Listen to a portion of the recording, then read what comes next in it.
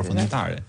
Pra edhe kur bëjmë operacione, siç ishte rasti i asaj që quhet dosja e madhe Aruba, prapa aty po të shikosh duket sikur më shumë se sa një aksion i mirëfill kemi një goditje me shumë kujdes. Ku mishi piqet, si më thënë, dhe helli nuk digjet. Pra, nga aty ku këtu ka ndodhur një operacion i madh i pastrimit parave, por e kanë bërë këta drug dealerat me një shtet, po nuk dihet se kush. Pra nuk dihet nëse ka firmosur njëri apo s'ka firmosur njëri. Pra, edhe ajo ka shumë gjëra. Pra, është një operacion që shkon dhe tenton më shumë se sa të ngrej dhe të ndërgjegjësohet, të sinergjizohet me aktivitetin, mundon thjesht të marrë pak famë, nëse mund ta quajmë kështu, nga ajo që po ndodh në shesh, sepse në fakt veprimtaria nuk i përgjigjet, si më thon, nevojës. Sot akoma nuk e dim kush është zyrtari që shkoi tek nga Edi Rama në Aruba, sepse jemi në të njëjtën kuadër, thashë herë tjetër, më vjen natyrshëm ta them, është i njëjti organ akuze që bëri hetimet për njeriu 45 vjeç me kapele që dyshohej nga autoritetet gjermane dhe ata e kishin sigurt që ai ishte vllai i kryeministrit, por që vendimi përfundimtar ishte që aty ka qenë njëri 45 vjeç me kapele dhe ai është kushdo tjetër përveç se vllai i kryeministrit. Pra jemi ke kjo kuadër, ke kjo suaz. Ndërkohë do duhet të kthehesh pak tek mënyra se si, domethënë me që është e njëjtë të bëjmë pak përmbledhjen e asaj që ka qenë protesta.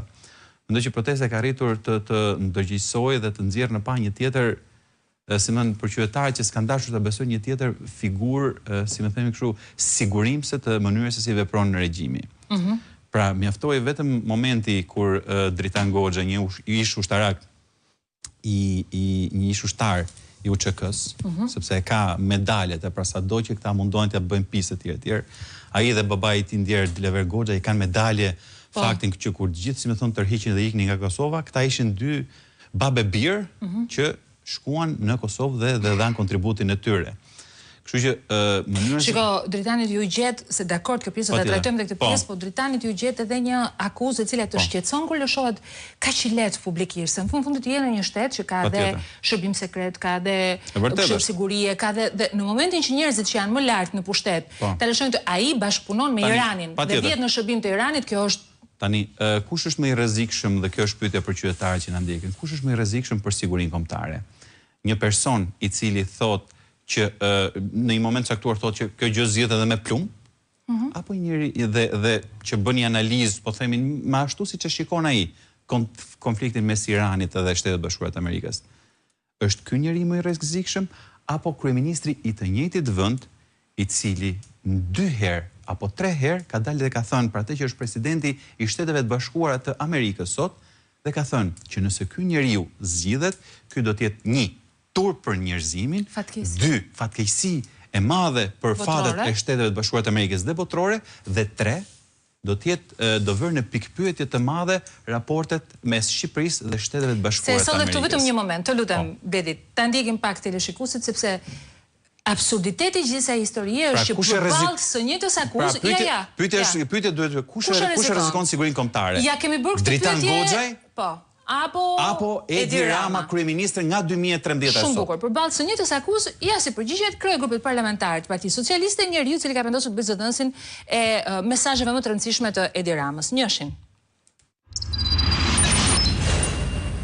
Ka një tentativë për të shtuar zërat, qasjet anti-amerikane në hapësirën bashkëkombëtare. Dritan Goxhaj punon për regjimin iranian. Një person që e quan presidentin amerikan terrorist, që i quan Shtetet e Bashkuara të Amerikës. Edi Rama i ka thënë fatkeqësi botrore Donald Trumpit kur filloi ta doga. Një person që mbron Iranin. Edi Rama atko kur punon, për kë punonte kur sulmonte Donald Trump? Sulmon Shtetet e Bashkuara të Amerikës. Donald Trump është kërcënim për Amerikën dhe nuk diskutohet që është kërcënim edhe për marrëdhëniet shqiptar-amerikane. Që i bie që mos e dhënë zoti që amerikanët ta zgjedhin president, sepse do të ishte një president që do t'i bënte dëm të mëdha Amerikës dhe sigurisht do të ishte një kërcënim real për marrëdhëniet shqiptar-amerikane. And purposes that we are listening from Donald Trump are really frightening and are really undermining what America is in our eyes.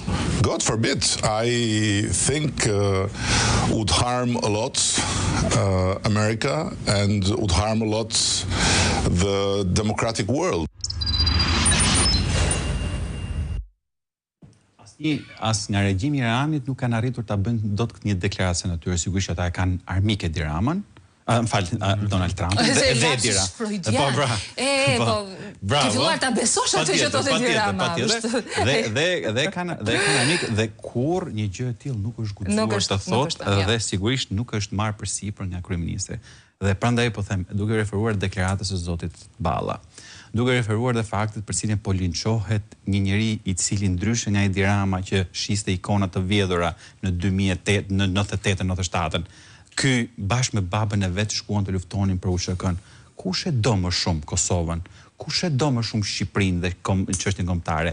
Edi Rama apo Dritan Goxha? Kushdo që tjetë nuk i takon kjo Ballës apo Edi Ramës ta thotë se kush nga shqiptarët do më shumë.